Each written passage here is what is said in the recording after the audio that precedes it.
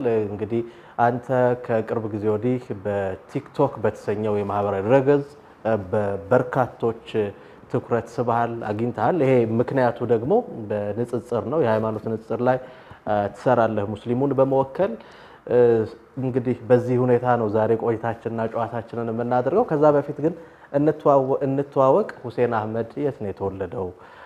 የት ነው ያደገው? አሁን ባለትዳር ነው ወይስ እንዴት ነው? ስለ ራስህ ንገረን።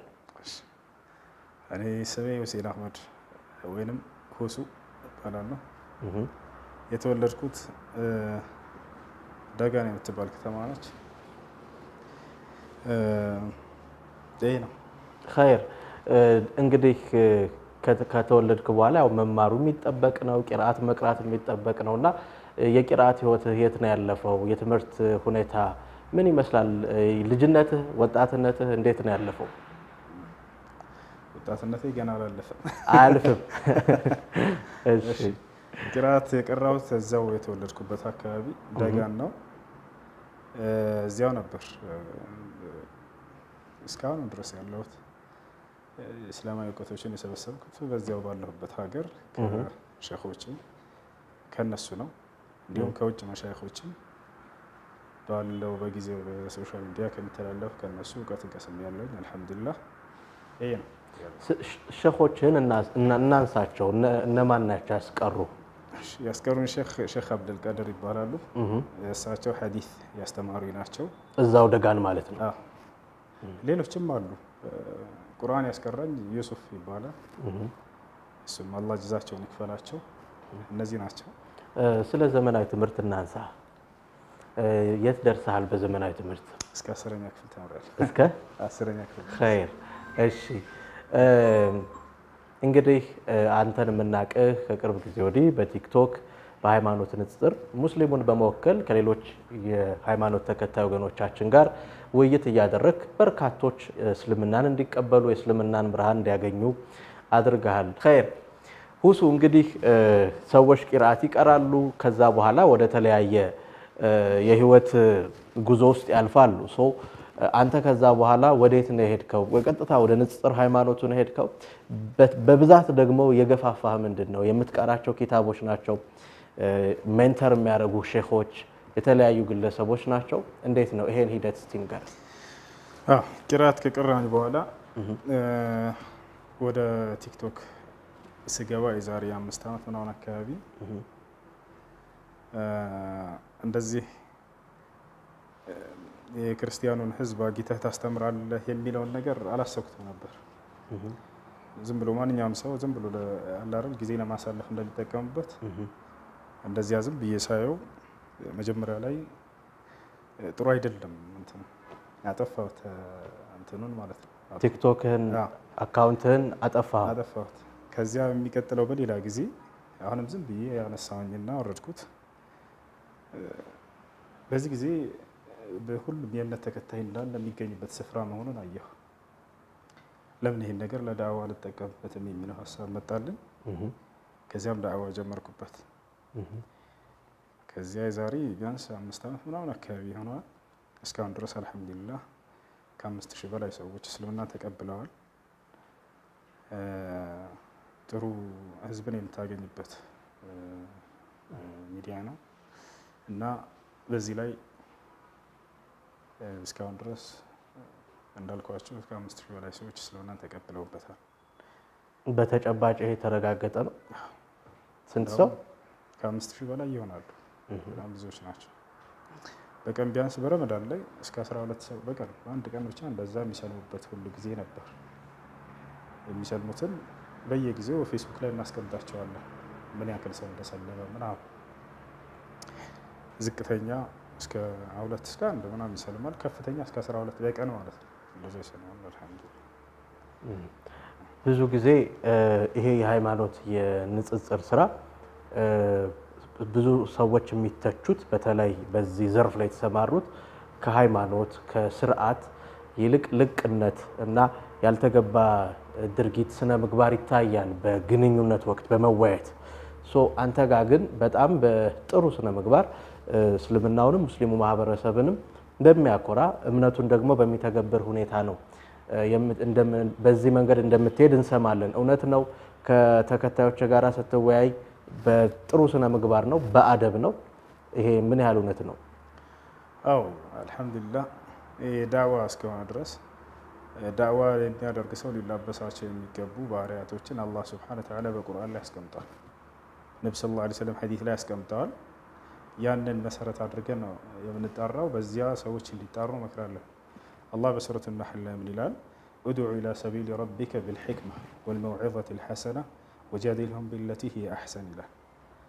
ኡድዑ ኢላ ሰቢሊ ረቢከ ቢልሒክማ፣ ወደ ጌታህ መንገድ በጥበብ ተጣራ ይላል።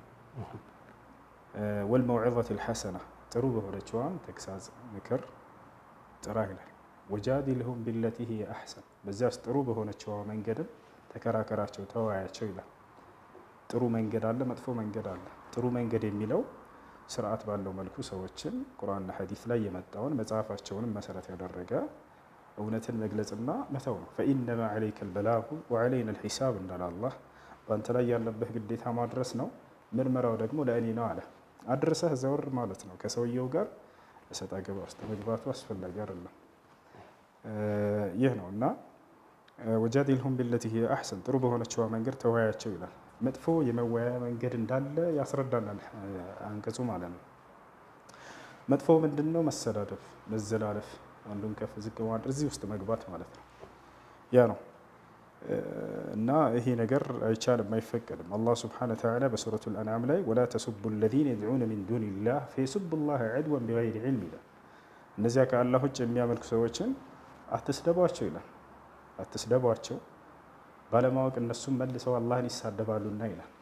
እዚህ ላይ ግን እንግዲህ የቲክቶክ ድረገጽ ማህበራዊ ሚዲያ እንደሚታወቀው ልቅ ነው፣ ህግ ስርዓት የለውም። ሁሉም የመሰለውን የሚያደርግበት ነው። የሃይማኖት ንጽጽር ሲሆን ደግሞ ሰዎች ለሃይማኖታቸው በመወገን ስሜታዊ ይሆናሉ። በዚህ ወቅት ጥቃት አለ፣ የዘለፋ አለ፣ ክብረ ነክ ንግግር አለ። እኒህን ነገሮች አንተ የምትቋቋምበት መንገድ ምንድን ነው?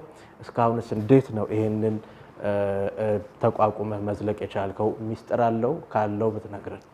አዎ ሚስጥር አለው የምንታገስበት። አላህ ሱብሓነሁ ወተዓላ የሚገርም የቁርአን አንቀጽ፣ ሁሉም ይገርማል፣ አጅብ ነው። እና ሰሚዕና ቁርአንን አጀባ ነው አይደል? ወስቢር ሊሑክሚ ረቢከ ፈኢነከ ቢአዕዩኒና ይላል። ወስቢር ሙሐመድ ሆይ ታገስ ይላቸዋል። ሊሑክሚ ረቢከ ለጌታ ፍርድ ታገስ። ፈኢነከ ቢአዕዩኒና አንተ በአይናችን ቁጥጥር ስር ነህና ይላቸዋል። የምንናገረውን ንግግር የምንሰራውን ስለ አላህ ሱብሓነሁ ወተዓላ እያየ እስከሆነ ድረስ ለእርሱ ስንል ትዕግስት አድርገን ማስተማር ግድ ይላል። ወስቢር ወማ ሰብሩከ ኢላ ቢላህ፣ ታገስ ትዕግስትህን ለአላህ እንጂ ለሌላ አይደለም፣ በአላህ እንጂ በሌላ አይደለም ይላል። በጣም በርካታ ቦታ ላይ አላህ ሱብሓነሁ ወተዓላ በሶብር ያዛል። ዳዕዋ የሚያደርግ ሰው ሰብርን መላበስ አለበት። ይሰደባል፣ ይዘለፋል፣ ያን ሁሉ መቻል አለበት። ያን ካልቻለ ሰዎች ወደ ኢስላም ሊመጡ አይችሉም። አላህ ሱብሓነሁ ወተዓላ በሱረቱል አልዕምራን ላይ ምን ይላል? ወለው ኩንተ ፈዘን ገሊዘል ቀልቢ ለንፈዱ ሚን ሐውሊክ ፈዕፉ ዐንሁም ወስተግፊር ለሁም ወሻዊርሁም ፊል አምር። አንተ ደረቅና ልበ ደንዳና ሆነህ በነበር ሰዎች ከአንተ ይበተኑ ነበር፣ አይቀመጡም ማለት። ነገር ግን ነቢ ሰለላሁ ዐለይሂ ወሰለም ታጋሽ ነበሩ። ይሰድቧቸዋል፣ ይዘልፏቸዋል፣ አደሟቸው፣ አቆሰሏቸው፣ ፈነከቷቸው፣ ብዙ ነገር አደረጓቸው፣ አሳደዷቸው። እርሳቸው ግን ወካነ የምሰሕ ደም ዐን ወጅሂ ዐለይሂ ሰላቱ ወሰላም ወየቁል አላሁመ እግፊር ሊቀውሚ ፈኢነሁም ላ ያዕለሙን። አድምተዋቸው ደማቸውን እንደዚህ እያበሱ ነቢያችን ሰለላሁ ዐለይሂ ወሰለም አምላኬ አላህ ሆይ የሚያደርጉትን አያውቁምና ይቅር በላቸው ይሉ ነበር። ይሄንን እነዚያን በዳዕዋ ጊዜ ነቢ ሰለላሁ ዐለይሂ ወሰለም የደረሰባቸውን ግፍና መከራ አይተን እንዴት እንዳሳለፉት ያንን ደግሞ አንብበን በእርሳቸው ልክ መሄድ እንዳለብን ያንን ስንሄድ ጊዜ በቃ ለዚያ ነው ትዕግስት። ምናልባት እኔ ላይ ታች ከሆነ በዚያ ሰበብ ነው። እንግዲህ ሁሱ ቆይታችን ይቀጥላል። ክቡራትና ክቡራን ተመልካቾቻችን ቆይታችን ይቀጥላል። ፋታ ወስደን ተመልሰን እንመጣለን።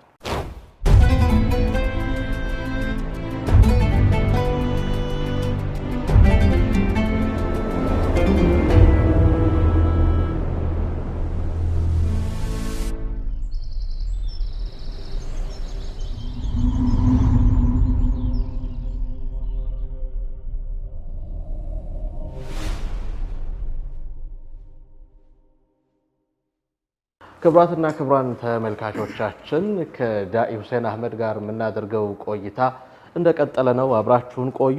ሁሱ በድጋሚ እናመሰግናለን። እንግዲህ ቀደም ሲል የተለያዩ ቆይታዎችን አድርገን ነበረ።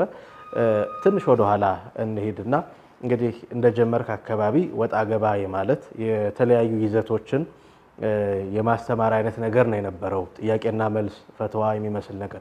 ከዛ በኋላ መቼ ነው በትክክል በእቅድ በሐሳብ በዝግጅት የተመራ ይሄንን የንጽጽሩን ስራ የቀጠልከው? እንግዲህ ሶሻል ሚዲያ ላይ ስትቀመጥ ብዙ አይነት ሰዎች ይመጣሉ። የብዙ እምነት ባለቤቶች ሙስሊሞችም አሉ፣ ክርስቲያኖችም፣ ይሁዲዎችም፣ እምነት የሌላቸው ሁላቸው የሁሉንም ጥያቄዎች ከቁርአን ከሐዲስ እና ከመጽሐፋቸውም መሰረት በማድረግ ያወቅነውን ማሳወቅ ነው። ነቢያችን ሰለላሁ ዐለይሂ ወሰለም በልጉ ዐኒ ወለው አያ ነው ወሐዲሱ ዐን በኒ እስራኤል ወላ ሐረጅ፣ ከእኔ የሰማችሁትን ለሌሎች አድርሱ አንዲትም አንቀጽም ብትሆን እንኳን ይላል።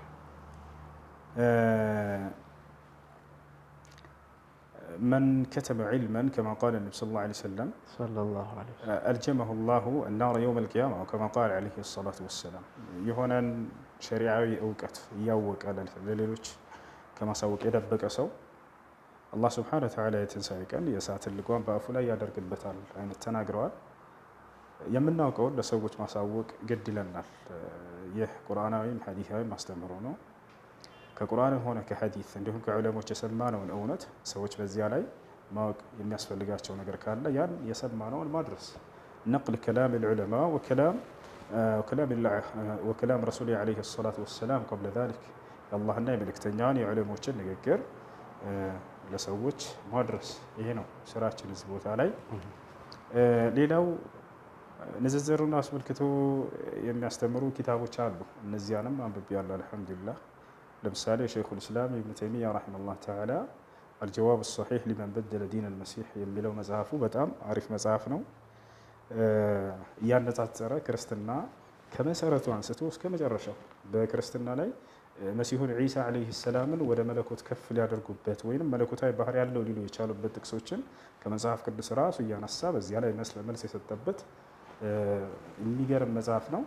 ይህን መጽሐፍ አነበብኩ አልሐምዱሊላህ። እና ሌሎችም የኢብኑል ቀይም ከዛሊክ ሂዳየቱል ሐይራን የሚል መጽሐፍ አለው። ሌሎችን መጽሐፍቶች እነዚህን አነብ ነበር። ከዚያ በኋላ ያን መሰረት ባደረገ ንጽጽር ጀምረናል። አልሐምዱሊላህ ወስተመረና ዐላ ዛሊክ። አሁን በእቅድ ነው በዝግጅት አስባችሁበት ነው እየሰራችሁ ያለሁት? አሁን ባለው ሁኔታ አስበህበትና አቅደህ ነው እየሰራ ያለው?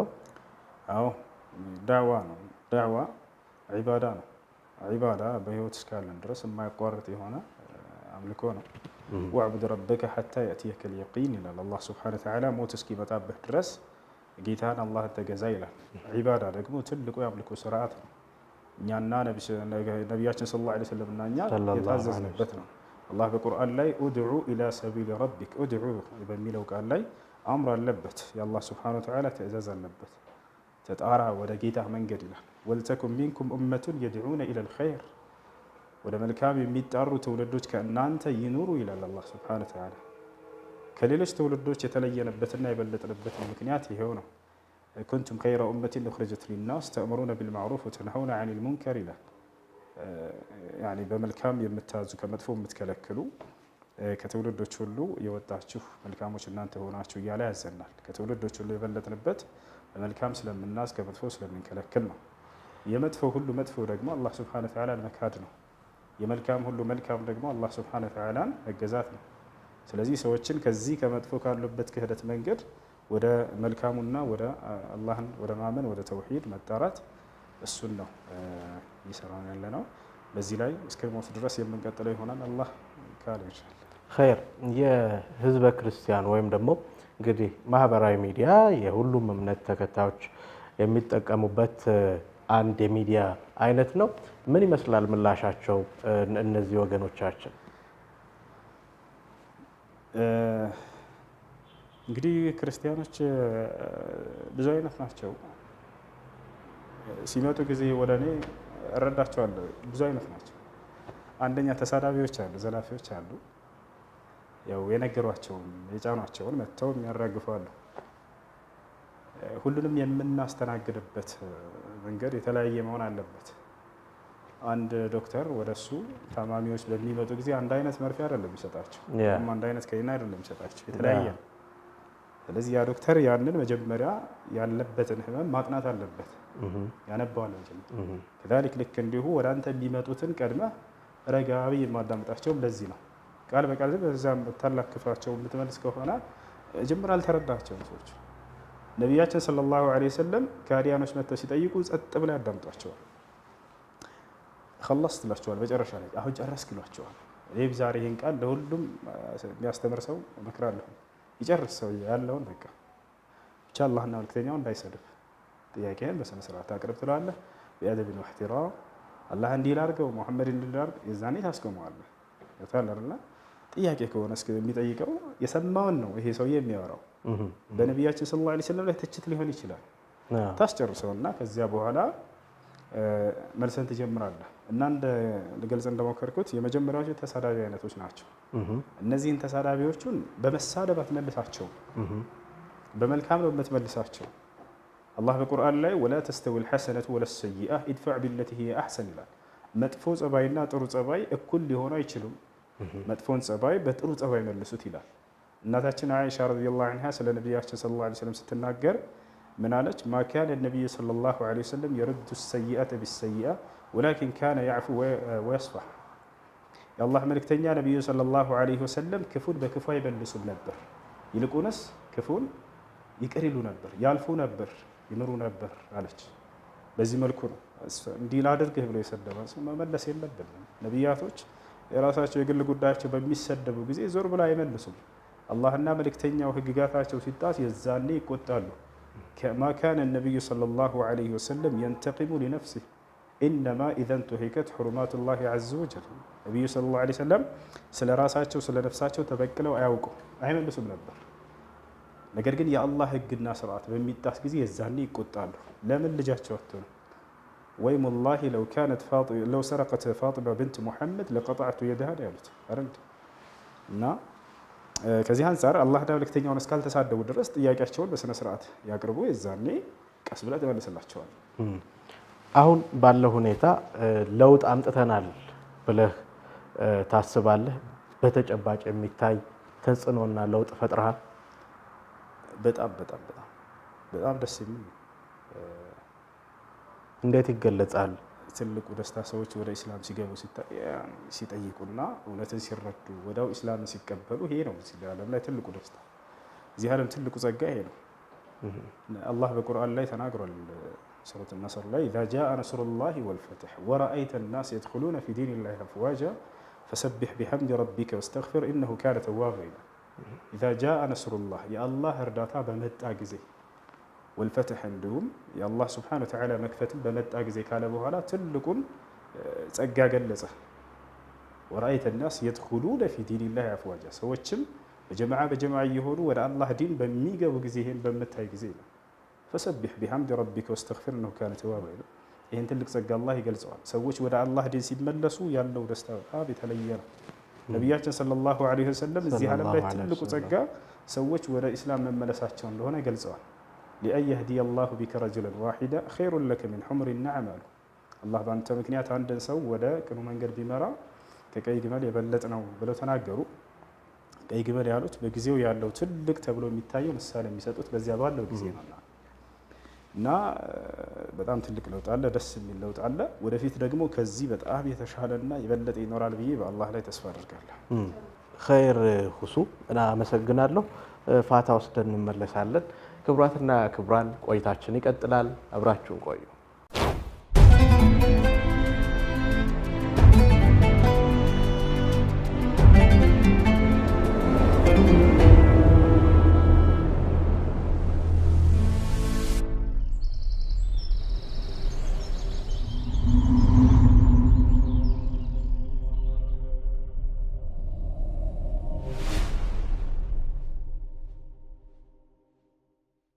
ክቡራትና ክቡራን ተመልካቾቻችን በሃይማኖት የንጽጽር ስራ ከሚታወቀው ከዳኢ ሁሴን አህመድ ጋር የምናደርገው ቆይታ እንደቀጠለ ነው። ሄድ መለስ እያልን ወዲያ ወዲህ እያልን እየተነጋገርን ነው። የመጨረሻው ምዕራፍ ላይ ደርሰናል። ቆይታችን ይቀጥላል።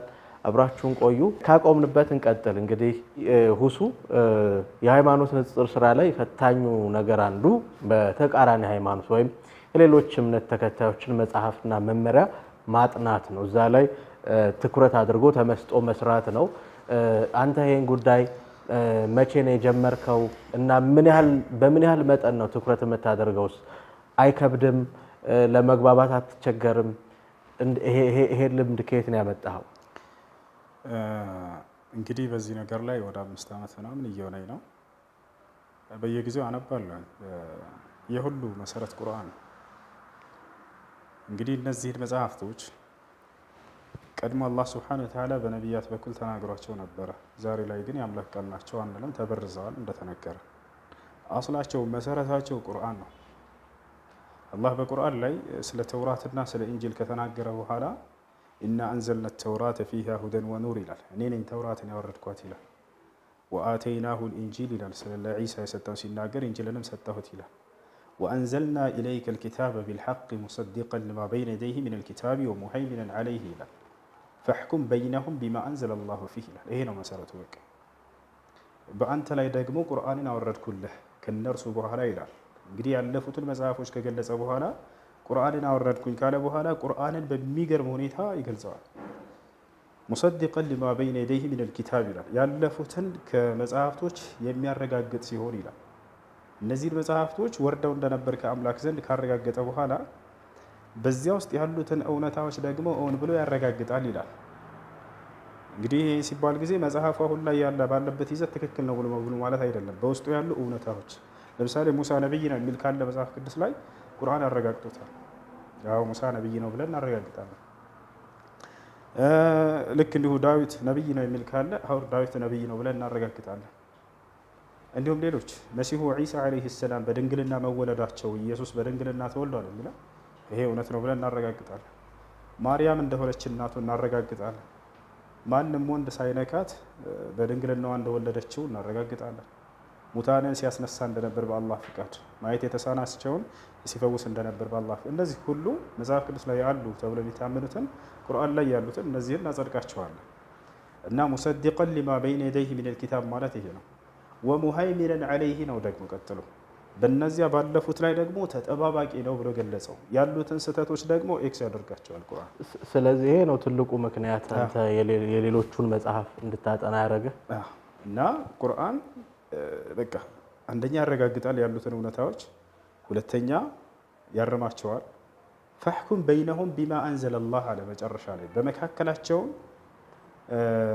እኔ አላህ ባወረድኩት ህግና ስርዓት ፍረድ ይላል። ቁርአን በእነዚያ መጽሐፍቶች ላይ ያብራራቸዋል፣ ይገልጻቸዋል። ይሄኛው ስህተት ነው ይሄኛው እውነት ነው የሚለውን መነጽር በለው ቁርአን ለእነዚያ ማለት ነው ያያቸዋል። ይሄኛው ስህተት ነው ይሄኛው እውነት ነው የሚለውን። ስለዚህ መሰረቱ ቁርአን ነው። ቁርአንን ማሐፈዜ ለዚህ ነገር ረድቶኛል፣ አግዞኛል። ስለዚህ አሁን በግልጽ እንድታደርግልን ቁርአን ላይ ያለህ ምርምር እውቀት እኛም እንደምናየው ነው፣ ግን መጽሐፍ ቅዱስን በተለየ ሁኔታ ታጠናለህ፣ ትመራመራለህ፣ ታነባለህ? አዎ እሱንም አነባለሁ። እዚያ ውስጥ ያለውን በደንብ አነባለሁ። ያሉትን እውነታዎች በቁርአን በነዘር ስናያቸው እንዳሁን በጣም ደስ ይላል። እንዴት መግለጽ እንዳለብህ ለሰዎቹ የጠፉባቸውን መንገዶች ከመጽሐፋቸው እየመዘዝክ ታሳያቸዋለህ። በጣም እንደ ምሳሌ ላንሳና ኢየሱስ ሙታንን አስነስቷልና አምላክ ነው ብለው የሚገልጹት ሲያስነሳ የነበረው በአምላኩ ፈቃድ እንደሆነ በቁርአን ላይ ነግሮናል። እስኪ መጽሐፉስ ላይ ሙሉ አውዱን ልመልከተው። ይሄ ነገር ለመሆኑ እዛ አለ ብለን ስናይ ሙሉ አለ። ኢየሱስ ክርስቶስ ካስነሳቸው መካከል አልዓዛር የሚባል ሰው ነበር መጽሐፍ ቅዱስ ላይ። ይሄን ሊያስነሳ ባለ ጊዜ አልዓዛር እህት አለች። ከመጀመሪያ ከአውዱ ላይ ስንነሳ ማርታ የምትባል እህት አለችው። ማርታ የምትባለዋ ወንድሜ ሞቶብኛል ብላ እያለቀሰች ወደ ኢየሱስ ጋር ትመጣለች። ከዚያም በኋላ አንተ በዚህ ብትኖር ኖሮ ወንድሜ ባልሞተ ነበር፣ እግዚአብሔርን የምትለምነውን እንደሚሰማ አውቃለሁ እና አለችው። አምላኩን ለምኖ እንደሚያስደርግ ይታወቅ ነበር፣ ያውቃሉ ህዝቦች። አንተ በራስህ ታስነሳው ነበር አይደለም ያሉት። ስለዚህ በቁርአን ላይ አላህ ስብሓነሁ ወተዓላ ስለ ሐዋርያቶችና ስለ ዒሳ ሲናገር ኢዝ ቃለት አልሐዋርዩን ያ ዒሳ ሀል የስተጢዑ ረቡከ አን ዩነዚለ ዐለይና ማኢደተን ሚነ ሰማይ ይሉታል። ጌታህ አላህ ከሰማይ ምግብ የያዘችን ማዕድ ሊያወርድልን ይችላልን ብለው ጠየቁት። ጌታህ አላህ አየህ የሚያደርገው አምላክ እንደሆነ ነግሮናል። አሁንም እዚያው ጋር ሂደን እስኪ እነዚህን ተአምራቶች ሙታን ማስነሳትን ጨምሮ ማንን ነበር ሲያስደርግ የነበረው? ኢየሱስ አምላክ እግዚአብሔርን ብትለምነው እንደሚሰማው እናውቃለንና አለችው። ወረድ ብሎ እዚያው ደግሞ አልዓዛርን ሲያስነሳ ጊዜ አምላኩን ሲያመሰግን እናየዋለን። ወደ ሰማይ ቀጥ ብሎ አባት ሆይ ስለሰማኸኝ አመሰግንሃለሁ፣ ሁልጊዜም እንደምትሰማኝ ያውቃለሁ፣ ይሄንም ከዚህ ሁሉ ህዝብ ፊት መልእክት አንተ እንደላከኝ እንዲያውቁ ዘንድ እናገራለሁ እያለ ይናገራል። አሁን 3 ነገራቶችን ተናገረ። ወደ ሰማይ ቀጥ ብሎ አምላኩን አመሰገነ። ስለሰማኸኝ የሚለው ከላይ ብትለምነው ያለችውን እንወስዳለን። ስለዚህ ለምኖ እንዳስደረገ ያሳየናል። በራሱ አላስነሳውም። እኔ ከራሴ አንዳች ላደርግ አይቻለኝም፣ እንደሰማው ፈርዳለሁ፣ ፍርዴም ቅን ነው፣ የላከኝን ፈቃድ እንጂ ፈቃዴን አልሻም ይላል። ስለዚህ ስለሰማኸኝ አመሰግንሃለሁኝ አለ። ይወታል። ሌላኛው እዚያው ቀጥሎ ምን አለ? ሁልጊዜም እንደምትሰማኝ ያውቃለሁኝ አለ። ይህ መሰል ተአምራቶችንም ሲያደርግ ጊዜ አምላኩን እየለመነ እሱ እየሰማው እያደረገለት እንደሆነ ይገልጽልናል። ይሄ ቃሉ ከአምላኩ በሚመጣ ፈቃድ ነው። የሐዋርያት ሥራ ምዕራፍ 2 ቁጥር 22 ላይ ጴጥሮስ የራሱ ተማሪ ምን ይላል? አምላክ በኢየሱስ በኩል ድንቅና ተአምርን አደረገ ይላል። አድራጊው አምላክ ነው፣ በመሲሁ በኩል ያደርጋል። ልክ በሙሴ በኩል ባህርን ሲከፍል እንደነበር አምላክ በመሲሁ በኩል ሙታንን አስነሳ። እነዚያው ላይ በጣም የሚገርመው ነገር ምን ይላል? አላህ በቁርአን ላይ መሲሁ ተአምራትን ከሰራ በኋላ ያስተላለፈው መልእክት እንዳለ ይነግረናል። ፈተቁላህ ወአጢዑን አላቸው። አላህን ፍሩና አሁን የማዛችሁን ትእዛዝ ታዘዙኝ አላቸው። ከተአምራቱ በስተጀርባ ትልቁ ዓላማ ይሄን መልእክት እንድትሰሙ ነው። ነቢያቶች ብለው የሆነ አስጨብጭበው ለመሄድ አይደለም፣ ሙታንን አስነሳተው ትልቅ ዓላማ አለው። ወጣል አይደል?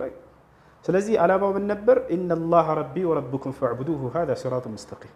የእኔም የእናንተም ጌታ እርሱ አንድ አላህ ነው፣ እርሱን በብቸኝነት ተገዙት፣ እኔም የእርሱ መልእክተኛ ነኝ የሚለውን ነብይነቴን ያረጋግጥልኛል። ይሄ ተአምር ነው እንጂ የመለኮት ባህሪ እንዳለኝ የሚያረጋግጥ ነው አይደለም። እነሱ እንደተረዱት እዚያው ላይ አልዓዛር እንዳስነሳ ምን አለ?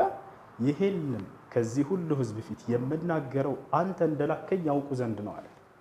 አምላክ እንደሆንክ ያውቁ ዘንድ አይደለም ያለው። አየህ፣ የመለኮት ባህሪ እንዳለኝ ያውቁ ዘንድ አይደለም ያለው። አንተ እንደላከኝ ሲል የመልእክተኛነቱ ማረጋገጫ እንጂ ሌላ አይደለም። ይሄ ተአምር እዚሁ ላይ በተያያዥነት እናንሳው። በተለያየ ጊዜ ከተለያዩ የሃይማኖት ተከታይ ወገኖች በተለይ ከመምህራኑ ቁርአንን እናውቃለን፣ ሐዲስን እናውቃለን፣ በአረብኛ ቋንቋ እንራቀቃለን የሚሉ ወንድሞቻችንን እንመለከታለን።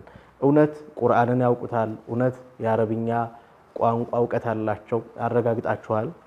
እዚሁ ስራ ላይ ስላላችሁ አያውቁትም። ያው አረበኛ አያውቁ። ለዚህ ነው እስኪ አረበኛው አምጡትና እናንብበው ስንላቸው ጊዜ ይህን አለማወቃቸውን ራሳቸው ናቸው የተናገሩት። አለማወቃቸውን ለመደበቅ በአረበኛ አትደበቁ ሙስሊሞች ይሉናል። መደበቅ አይደለም እውቀት ነው። እኔ የተወረደልኝን ቃል በወረደልኝ ቋንቋ አውቀዋለሁኝ፣ አነባዋለሁኝ። እዚያ ጋር ግን የተወረደ ነቢያቶቻችን ተናግረውታል ብለው በሚሉትን ቋንቋ ዕብራይስጡን አያውቁትም። ከስንት እንደሚያውቁ ሊሆን ይችላል። እነዚህ ጥሩ ቦታ ላይ ያሉት የሚያውቁ ልጆች አይደለም። ስለዚህ አሉባልታ ነው ሊባል ይችላል፣ ወይም ፈጠራ ነው ሊባል ይችላል። አሁን በሶሻል ሚዲያ በስፋት የምናያቸው ነገሮች አረብኛን ቋንቋን ከማወቅ ሐዲስን ቁርአንን ከማወቅ አንጻር እየተባሉ የሚነዙ ነገሮች ምንም ከአረበኛን እንደማያውቁት ራሳቸውን ይመሰክራሉ፣ ያውቃሉ። እሱ አረበኛን አያውቁትም። ቁርአን ያውቃሉ። እንትን ነው እሱንም አውቀውት አይደለም። እኔ ብዙ ጊዜ ተናግሬ ያለሁኝ ሐዲስስ ቁርአንንም ሐዲስንም አያውቁትም። ናገራ እፊቴኑና እንደዚህ አይነቶችን ትችቶች እስኪ ተቹን አቅርቤ ያለሁ ለማንኛውም ከቄሶችም ከዲያቆናቶች ከሁላቸውም ማለት ነው። ማንኛውም ጥያቄ አይደለም፣ ችግር የለውም። ማጠይቁንሽ ትችት ኑና ኢስላምን ተቹ የምትተቹ ካለ ታላር ይሄን አያውቁትም። አረበኛውን አውቃለሁ የሚል ካለ ላገኘው ደስ ይላል። መልካም፣ ወደ ማሳረጊያው እንሂድ። እንግዲህ በሀገራችን ውስጥ ሃይማኖቶች፣ ባህሎች፣ እምነቶች፣ አስተሳሰቦች ተከባብረው ተዋደው እንደሚኖሩ ይታወቃል። ግን ደግሞ በተለያየ መንገድ ጫፍ ላይ ያሉ ጠርዝ የረገጡ ወገኖች ደግሞ የኔ የምለው ሃይማኖት ተነክቶብኛል፣ ስለዚህ ከሌ ጠላቴ ነው፣ ስለዚህ አጠቃዋለሁ፣ የኃይል እርምጃ ወስዳለሁ፣ እኔ እያለሁ እሱ አይኖርም የሚሉ ነገሮች እንሰማለንና ከዛ አንጻር አንተ ያለህበት የደህንነት ሁኔታ ምን ይመስላል? ምክንያቱም ሶሻል ሚዲያ ላይ ሰዎች ማንነታቸውን ደብቀው ሰዎችን ለማጥቃት ሲዛለፉ፣ ሲሳደቡ፣ ክብረነክ ንግግር ሲናገሩ፣ ከባህል ከሃይማኖት ያፈነገጡ ነገሮች ሲነገሩ እንሰማለን እና አንተ ያለህበት ሁኔታ ምን ይመስላል? የደረሰብህ አደጋ አለ? ሽልማት እንዳለ ሰምተናል። አደጋስ አለ? የደረሰብኝ አደጋ የለም። እስከ ዛቻዎች ይኖራሉ ስናስተምር፣ ኮሜንትም ላይ በውስጥም ገስትም ላይ እየገቡ ምናምን። እነዚህን ግን እኔ መልስ አልሰጥባቸውም። አንድም ቀን እኔ እንደዚህ አድርገኸኝ ምናምን ብዬ እላለሁ። ይሄ ነገር የተጫነባቸውን ነው ልጆቹ መጥተው የሚናገሩት። ያንን ሹብሃ እኛ ተቀብለን አስረድተን ልክ እንደ እንግዳ ነው እንዳማያቸው ተሳዳቢዎቹ ሳይቀሩ እንግዳዬ መጥፎ ነውና ጥሩ ነው ብለህ እንትን አትመልሰው። ይመጣል ቤትህ፣ የዛኔ ያለበትን ህመም ተረድተህ አክመኸው ጤናውን የሚያገኝበትን መንገድ ሰጥተኸው ነው።